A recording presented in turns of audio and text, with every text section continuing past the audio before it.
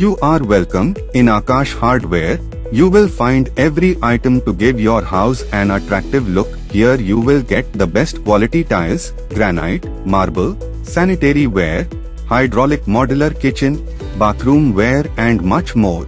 And the hardware of every brand is present here, whether it is Johnson, Century, Toyo or other big brand hardware. You are available here at fair price and rates. So come to Akash Hardware and give your house an attractive look.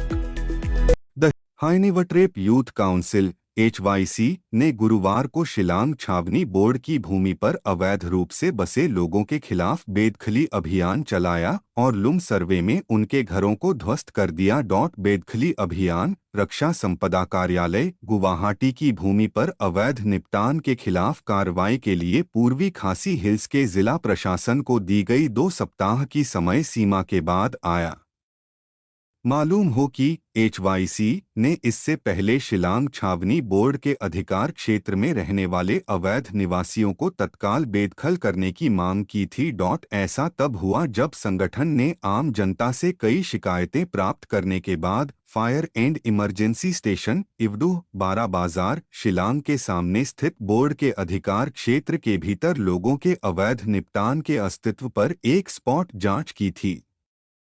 इस संबंध में HYC के प्रतिनिधिमंडल द्वारा SCB के मुख्य कार्यकारी अधिकारी CEO को एक ज्ञापन भी सौंपा गया था, परंतु उस विशेष भूखंड को लेकर अदालत में मुकदमा चल रहा है, जिसके कारण प्रशासन त्वरित कार्रवाई करने में असमर्थ है। तदनुसार HYC के कार्यकर्ताओं ने खुद ही अवैध निवासियों को बेदखल करने और उक्त भूमि पर प्लास्टिक और अन्य स्क्रैप सामग्री से बनी झोपड़ियों को ध्वस्त करने के लिए कदम उठाया। मालूम हो कि यह स्थान शहर में अवैध दवाओं की आपूर्ति और तस्करी जैसी अवैध गतिविधियों का केंद्र है और अन्य देशों के अवैध अप्रवासियों के लिए एक सुरक्षित ठिकाना भी है। शहर के ठीक मध्य में इस तरह की अवैध बस्ती के अस्तित्व पर प्रशासन ने और कैंटोनमेंट बोर्ड ने आंखें मूंद रखी थी। HYC के कार्यकर्ताओं ने जो किया वह अलग मामला है, परंतु उनके कार्यकर्ताओं को जबरन दुकानों को भी बंद कराते देखा गया। इसके पीछे क्या कारण है यह पता नहीं चल पाया। वहीं दूसरे तरफ पूर्वी खासी हिल्स के DC SPC साधु ने बताया कि शिलांग छावनी बोर्ड के अधिकार क्षेत्र में रहने वाले अवैध निवासियों को बेदखल करने के लिए राज्य प्रशासन और गुवाहाटी डिफेंस ऑफिस लगातार संपर्क में है और इसको लेकर इलाके का जॉइंट निरीक्षण भी किया गया था।